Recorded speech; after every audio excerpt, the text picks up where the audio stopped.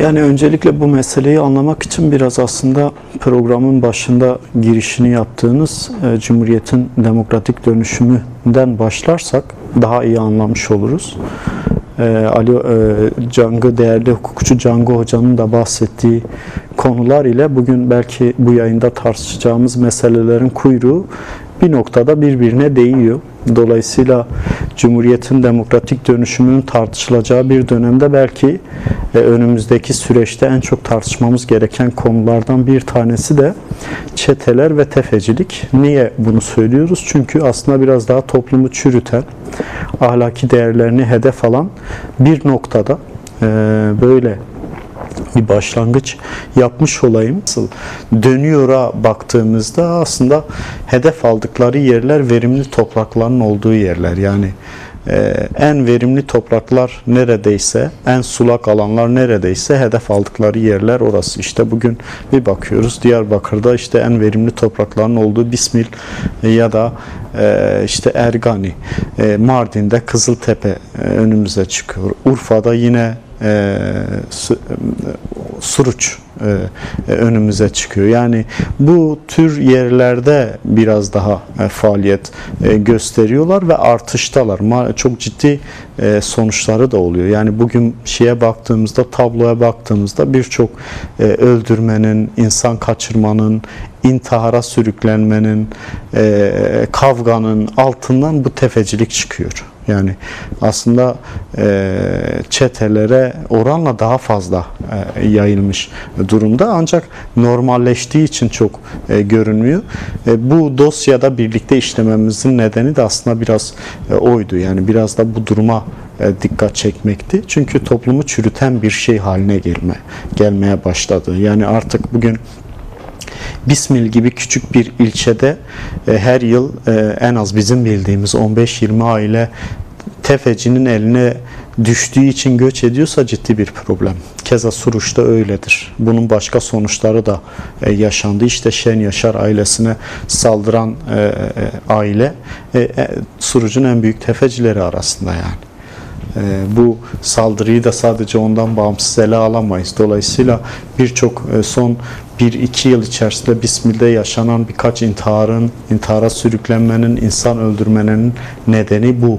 Öyle pervasızlaştılar ki bazı kişiler, bazı tefeciler o kadar ahlaksız bir boyuta ulaştı ki artık insanları aile fertlerini alıkoymakla tehdit ediyorlar. Yani paramı getirmezsem, işte verdiğim parayı getirmezsem senin ailenden işte bunu alıkoyarım. Yani buna kadar gelmiş bir durumda, korkunç bir boyut. Sadece bu belki biz ekonomi boyutunu yapıyoruz ama bence diğer boyutu daha da korkunç bir noktada. Baktığımızda yine Bismil'de iki en büyük fabrikanın tefeciler nedeniyle kapatıldığını görüyoruz. Dosyada da bir fabrikatörle görüştüğümüzde işte 1 milyara yakın para ödemiş tefecilere, ancak hala kurtulamamış. Dolayısıyla bu tefeciler ne yapıyor? Bu tefeciler çiftçinin, Kürdistan'ın en verimli topraklarına çöküyor. Çiftçiyi göç ettiriyor. O topraklar belli bir süre sonra ne yapılacak? İşte bugün programın başında dikkat çektiğimiz ekolojik yıkımdan bahsediyoruz. Ekolojik yıkımı yapan şirketler kimler? En büyük şirketler. Bu tefeciler de götürüp o toprakları onlara peşkeş çekecekler. Ve ekolojik tahribatlarını aslında biraz orada sürdürecekler. Yani böyle birbirine bağlı denklemin içerisindeyiz. Dolayısıyla böylesi birbirine bağlı denklemi çözmek, mücadele etmek kolay değil. Her kesime, yerel yönetimlerden siyasete, basından toplumun diğer dinamiklerine kadar her kesimde çok büyük sorumluluk düşüyor. Evet.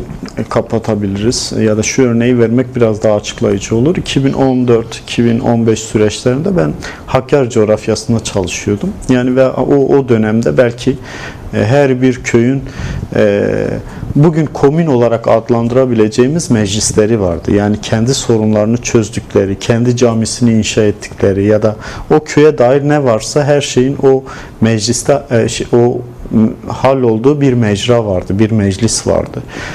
O dönemde en azından birkaç köyü gezdim, belki haberleştirdim de. Yani o dönemde tefeciliğe tefeciliğin T'si yoktu ya da çetelerin Ç'si yoktu.